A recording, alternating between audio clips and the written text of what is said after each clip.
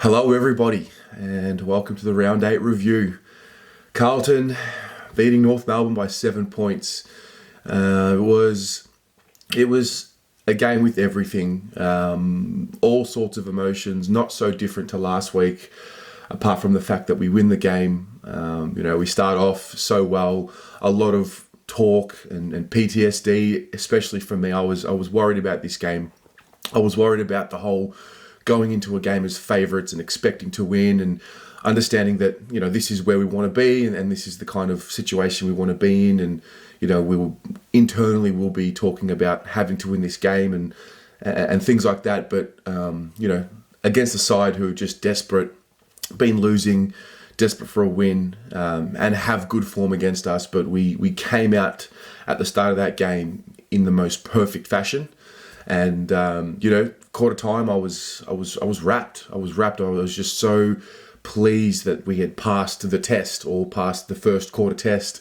But as the game went on, and I'll get into it, as the game went on, it just became more of it was like an anxiety attack, I just found myself getting so frustrated with a lot of things that were out of our control and a lot of things that were in our control. I mean, we talk about the free kick count. I mean, we paid 56 or 57 free kicks total in a game of football.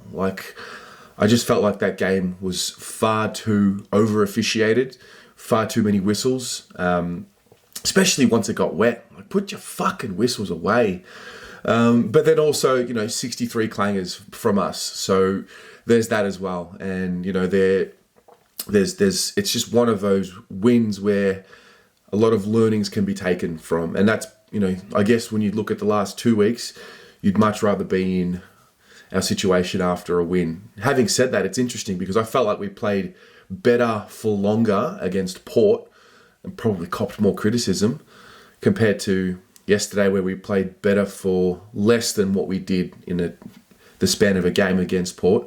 And, we're happy with the win. And that's the main thing. In the preview, I spoke about, I just want to get to next week. I want to be 4-4 and I want to move on. And this is where we are. So overall, I'm wrapped. It took me, I'm not going to lie, it took me hours after the game. I felt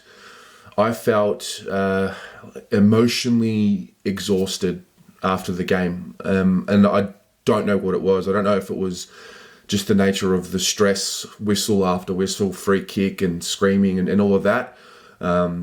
I don't know. It was a really, really weird feeling for me. I don't know. I'm so happy with the win, obviously, but just, I don't know if it's the void of not being at the games and it's starting to affect me and get to me. I think there's a little bit of that. But yeah, it just took me hours after the game to just settle down. It was just, it's like I couldn't enjoy the win, and I don't want to blame the players for that because I wanted to win. So that's the main thing, but it just took me a little longer than most, I guess. And I'd be really keen to see if you felt the same way as well. Did you feel after that game like a real, you needed a ridiculously long breath or a couple of hundred of them? Let me know. But yeah, look, I must talk about the crowd. Holy shit, you guys were insane. That was, I don't know the exact numbers of how many were there, but I didn't hear a thing coming North Melbourne's way. And, obviously with a lot of umpiring decisions and a lot of them going against us, the boos through the television. Guys, if you are watching this and you were in that crowd yesterday, thank you, because you made a difference. It was so good to watch. It was so good to listen to. And I definitely want to acknowledge you. And if I'm giving a player ratings video, the crowd will get a 10 today. So that was that. But I'll break it down a bit. As I said, good start. We gave Ben Brown an early shot on goal, which I didn't want to see.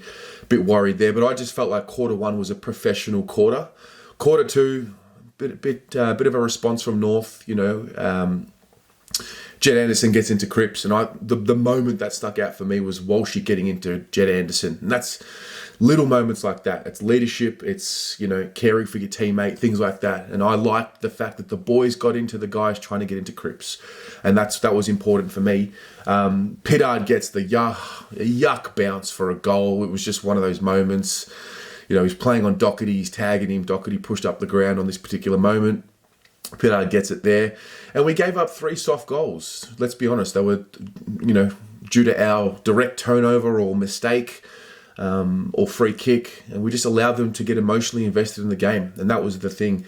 31 free kicks total in the first half. And I found myself writing here, we just can't allow them to get emotionally invested because they're a side who have been belted from pillar to post in the media. They've been injured.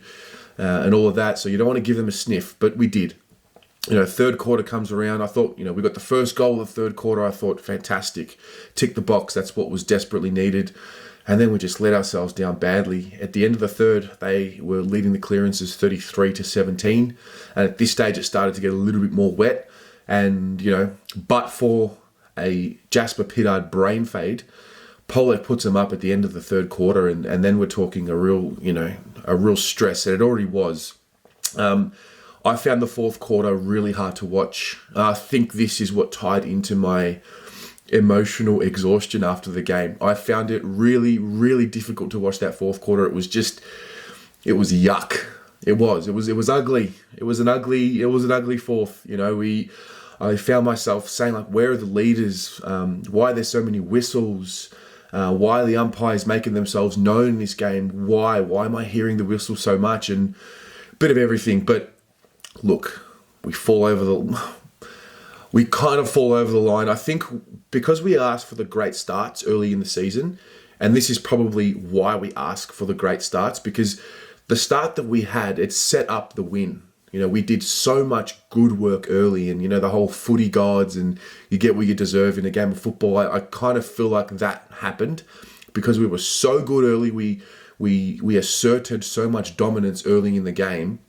It really looked like we were going to win by 10 goals. And because we did that in a funny way, we didn't ever deserve to lose the game. And I sort of think the scoreline was reticent of that. So yeah, look, interesting. In terms of my best players on the day, I mean, with my ratings, with my play ratings video, I'll go do my play ratings. But in this review, I'll give my best player of the day. And I struggled with this because there were so many, but I'm going to give it to my man, my new boy, Lockie Plowman. He was unreal yesterday. One mistake, which, can we give them all one mistake a game? Can we give them that? I thought he was fantastic. He's had 3 really good games in a row, and he's rising in confidence, and he's a guy that he's maligned, and I am looking a little bit more closely at him because I want to understand more, because I think a lot of what he does doesn't show up on stat sheets and it's not pretty, but when you go to the BNF and he finishes 3rd, you then realize, oh, okay, there's something I'm missing here. So yeah, I thought Lockie Plowman was our best, but Setters, Simo, Ed Kerno's job on Simpkin. I thought Kennedy was his best game, but I'll get into them, and I'm pretty pumped for them. But yeah, guys, let me know how you're feeling. I'm kind of happy that I waited to the morning to do this, because after the game yesterday, I just wasn't feeling it. And as much as I would have loved to get a video out, straight after the game and get the raw emotion, it just didn't feel right with me. And so yeah, I don't care, how the video does in terms of views and all that. It's just, when I feel like it's a good time, I will put the video out. So sorry to keep you waiting, but we've got a full day to get through all of this and unpack it. Let me know what you thought. Let me know any thoughts you have in the comments below. And also, the reviews, as we know, are sponsored by Melbourne Coffee Roasting Co. So Brandon's hooked us up there. 15% off your coffee there with the code Carlton15. Link is in the description. And I'll see you in the play ratings video. Go the Mighty Blues.